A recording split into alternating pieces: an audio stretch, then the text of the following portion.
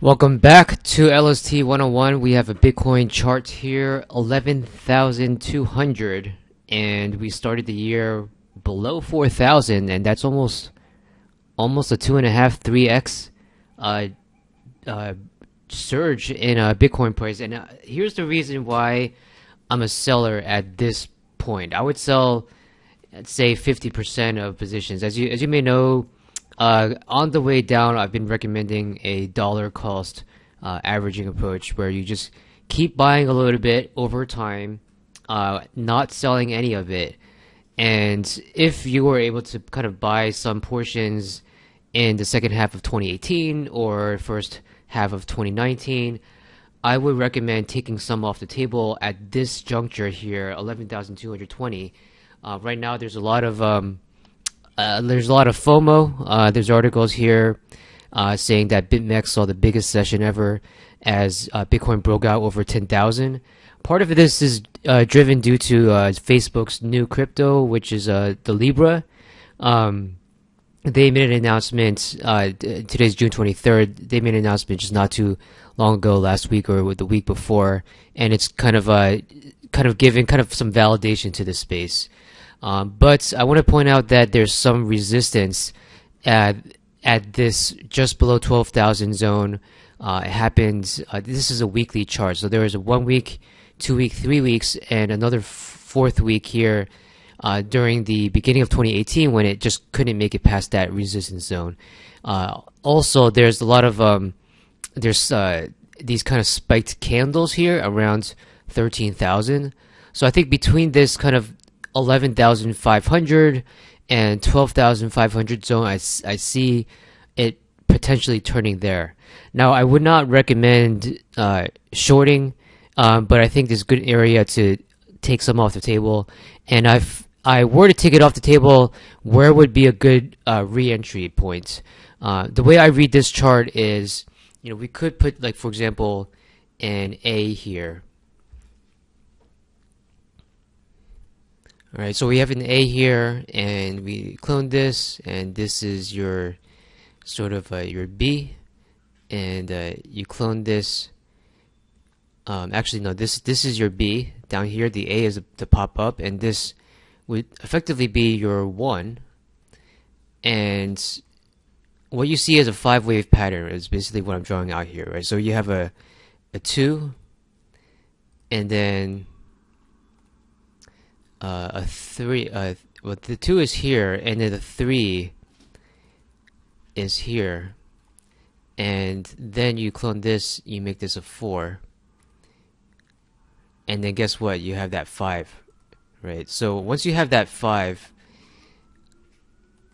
then that kind of forms like your wave 1, right? So if this is correct, and we see a wave 2 down, that wave 2 down, I would believe, should bring this down towards this region here. And this is a good region, and I think it should be tested before we move even higher, because there's this zone here that hasn't kind of shown support. Like, you have this kind of support here, bounced up, support here, bounced up. But I think there needs this zone. But what I'm saying is basically 7,200 down to maybe 5,900. That zone, I believe, needs to be retested one more time before we lift off, because in the end of 2018, we were in that zone, but the 6,000, 1, 2, 3, 4, and if you count this 5 and 6, like almost 7 times, and this point here, if you even count that as 8, that's a significant area. And so for this to just kind of blow through it without testing it once, I feel like it's unlikely. And so that's my reason for an opportunity to sell in this region here. Yeah, so what I would love to see is if we hit some kind of resistance somewhere in this zone, we come back down to 65. I don't even know if it's going to get to 66,000, but let's say 6,700 or 7,000. I think this would be a great entry point right here, and I think that could happen timing wise July, August. that's assuming that this doesn't continue. So again, this is not a recommendation to short, but I think this area right here would be an excellent place for a buy entry on Bitcoin. And likewise, if we were to look at Ethereum and we had that similar AB 1, 2, 3, 4, 5 pattern, if we were to see a drawdown, that would bring us to an area that I think needs to be tested, which is basically 190, 200, right? So if that brings us to 200, I think that would be an excellent place for a buy entry at 200. All right, now switching over to the S&P 500, the ES futures, we have this basically from the post-Christmas rally all the way to beginning of May, and then May was sell in May, go away kind of ideal, and it looks like that saying actually was 100% correct. You sell in May, which is almost to the exact time, and a re-entry in June. And the way it pulled back, I would say it pulls back right into this support region. I have these green lines here, and it pulled back. It tested this area one time here, and it looks like it tested it one more time there. So we extended that green line there.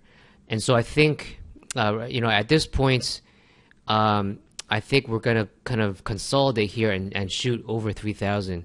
So I think that definitely is a possibility without necessarily coming down below like 28.75, for example. So I think we're going to stay in this region and move forward. That said, I think we are a little bit extended because we hit resistance and showed some kind of reaction here. I don't think we're just going to bust through this immediately, but I think with a small pullback, there could be opportunities to enter. So if you look at it, let's see, if we zoom in a little bit closer, there is, for example, an entry at 29.10, 29.08, if we're able to pull down in that area. Now, the Russell is a good market-leading indicator.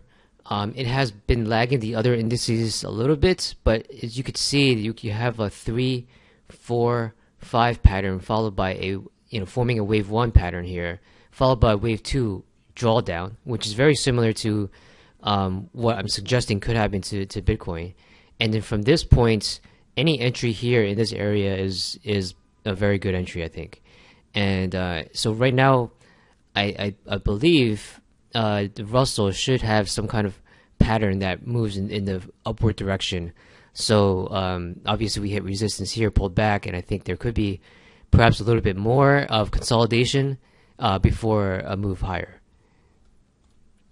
For those of you looking for a stock pick, I think Tesla here could be an interesting play. It was basically between 300 and 400 for some time, or rather 280 and 380 for some time, and it's all the way down, made it all the way down to 180.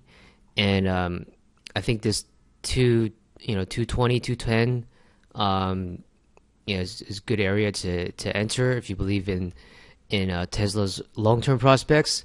And Goldman, for example, in this article says that the second quarter sales are as good as it gets, and even though it's going to be like they may sell about as many vehicles in the second quarter as as Wall Street is predicting, but that would be the year's high water mark. All right, with that, I'm going to end with some FinViz charts, weekly charts, which show the major indices, and just pointing out the S&P basically at new highs. I think it's going to consolidate and continue. With Russell not at new highs, but forming that typical elite wave pattern where it pulls down to this kind of pocket zone where you could enter, for a great entry below 1500, but even at 1550, for example, could be something worth taking a look at. So I think the markets are very bullish, and I think they're going to be bullish for the foreseeable future, at least the next couple of months. So that's this last pullback, I think, is going to be the last pullback we're going to see in some time. So that's usually a good sign for those who are bullish. And of course, lastly, this is the that Bitcoin chart I was referring to, and I would expect resistance sometime in the near future, in the next week or two, and we'll see if that plays out. If it does play out, be ready to buy in this 6,000, 6,500, maybe even 7,000 range, assuming it gets there. All right, see you guys next time.